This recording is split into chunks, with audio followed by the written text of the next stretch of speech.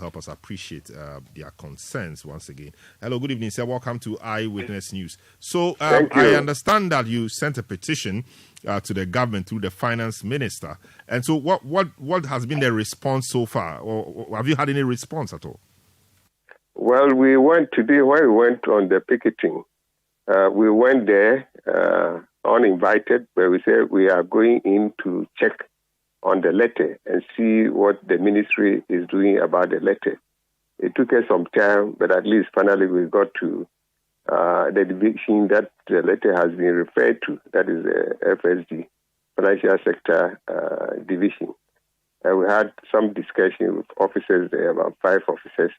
We saw the letter minuted to them, and they are working on it so that they can generate a memo to the ministry and to the minister for a decision to be taken. Basically, what we are saying is that out of the 4 billion that has been earmarked in the budget to address NIB issues, legacy issues, which include the Black Shield clients and other fund management clients.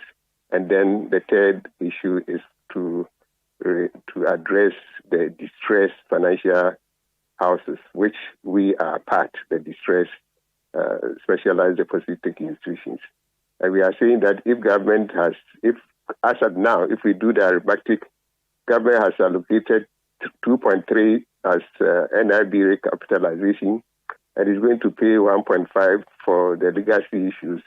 That will leave a balance of 200 million. And we are saying that 200 million, government should ensure that is reserved to take care of the distressed savings loans and finance houses. But that is not enough to go around to give us any reasonable relief. So we have suggested that government should reduce the 2.3 that it wants to give to NIB to recapitalize NIB. We find it as too much at this time within this environment and with this financial situation that we find ourselves. It's not right for government to give 2.3 to NIB and leave its citizens, especially the elder ones, the pensioners and the sick ones that have gotten their investment locked up, to die without their medication and anything for sustenance. So we are going to ensure that is done and not to give all this amount to NIB. We don't think that NIB needs 2.3 immediately to operate. They are still operating. So if you want to give them some financing, give them, but not up to that level. As your citizens are suffering, not getting their monies for their medication and other needs of life. So we will be checking on that and make sure that that is done. But how much in all is the forum owed that you want government to release monies to pay? Four institutions are unable to pay their investors. That is NDK Financial Services, Bond Savings and Loans, SGC Financial Services, and SIC Life Savings and Loans. SIC Life Savings and Loans says that they are a government institution. It's owned by SIC Life. So they are talking to the government to give them more funds, which is capital, increase their capital so that they can get the funds to pay their clients. So they are not interested in any bailout. And then the SGC Financial Services are also saying that they have enough funds locked up with the Ministry of Finance in terms of this certificates for contractors that they have given out loans. The ministry has started paying, but they haven't paid all. And they say if the ministry pays all the outstanding amount, they will have enough funds to pay every client of theirs. So the two are out as we speak, because they say they have a way of handling the issues themselves. Then we are left with NDK Financial Services and Bond Savings and Loans. These two, they have 2.2 billion of client funds with them, these two.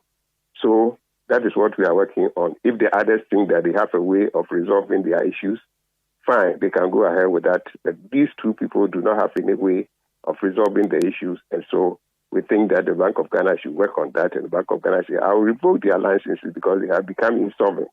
But I want the Minister of Finance to make financial provisions down so that when I revoke the license, I can pay you as I paid other people in 2018, 2019. So, you are sure that some work will be done on your petition or your letter. What exactly did they tell you will be done? Is it the fact that, the assurance, financial assurance will be provided to enable the Bank of Ghana revoke the licenses as you want, or the money will be provided to pay you? What exactly did they say they were working on? We think that it makes sense. What we are demanding, it makes sense. You have a lot of problems to solve in this financial market. You don't have the means to solve all. So if you have only 4 billion that has been approved in the budget, it doesn't make sense to some of us to allocate 2.3 billion to NIB. What is NIB going to do to resolve the issues that we are facing? If you recapitalize NIB to that tune, what will be the effect that will be on investors whose funds are locked up? Is NIB going to supply them with medication, give them money for their sustenance? No.